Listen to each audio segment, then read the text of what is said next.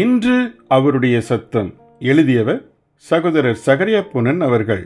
நாள் ஜூன் 11.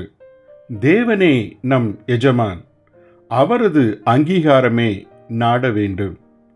தேவரீர், நீர் மெய்யாகவே உம்மை மறைத்து கொண்டிருக்கிற தேவனாயிருக்கிறீர் என்று தேவனுடைய மறைத்துக்கொள்ளும் சுவாபத்தை ஏசாயா 45வது அதிகாரம் 15ஆம் வசனம் கூறுகிறது. நான் எவ்வளவுக்கதிகம் தேவனைப் போல் மாறியிருக்கிறேனோ அவ்வளவுக்கதிகம் என்னை நானே மறைத்து கொள்பவனாய் இருப்பேன். சர்வலோகத்தையும் தேவன் நேர்த்தியாய் சிருஷ்டித்திருந்த போதும் அதை காணும் ஒரு நாத்திகன் தேவன் இல்லை என்று பகிரங்கமாய் கூறுகிறான். அந்த அளவிற்கு தேவன் தன்னை மறைத்து கொள்கிறார். அதுபோலவே விசுவாசிகளின் ஜெபத்திற்கு தேவன் நேர்த்தியாய் பதில் செய்த போதிலும் அந்த விசுவாசிகளோ இந்த ஆஸ்பத்திரியில்தான் நான் சுகமானேன் என்றோ, இந்த மருந்துதான் என்னை குணப்படுத்தியது என்றோ கூறிவிடுகிறார்கள்.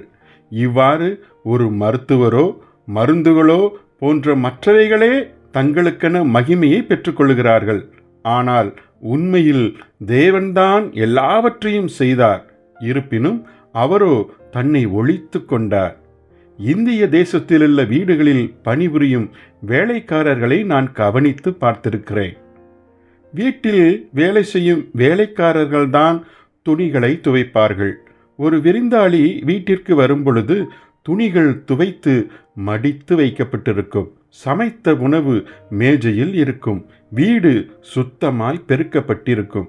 ஆனால் இத்தனை வேலைகளையும் செய்த வேலைக்காரரையோ உங்களால் அங்கு பார்க்க முடியாது. இதை குறித்து நான் தியானித்து, ஆண்டவரே, நான் ஒரு ஜெயமுள்ள தேவனுடைய ஊழியனாய் இருக்க வேண்டுமென்றால் இந்த வேலைக்காரரை போலத்தான் நானும் இருக்க வேண்டும். எல்லாவற்றையும் செய்து முடித்து என்னை மறைத்து கொள்ள அருள் புரியும் என்றே ஜெபித்திருக்கிறேன். தான் வேலை செய்து அதன் பலனை பெற்ற விருந்தினரை குறித்து வேலைக்காரருக்கு யாதொரு சஞ்சலமும் இருப்பதில்லை. அவர்களின் எஜமான் தரும் சம்பளமே அந்த வேலைக்காரருக்கு போதும். அதுபோலவே என் எஜமானனாகிய தேவன் எனக்கு வழங்கும் அங்கீகாரம் எனக்கு கிடைத்தால் அது போதும். நான் என்ன செய்கிறேன் என்பதை இந்த பூமியில் உள்ள வேறு யார் அறிந்திட நான் விரும்ப வேண்டும்?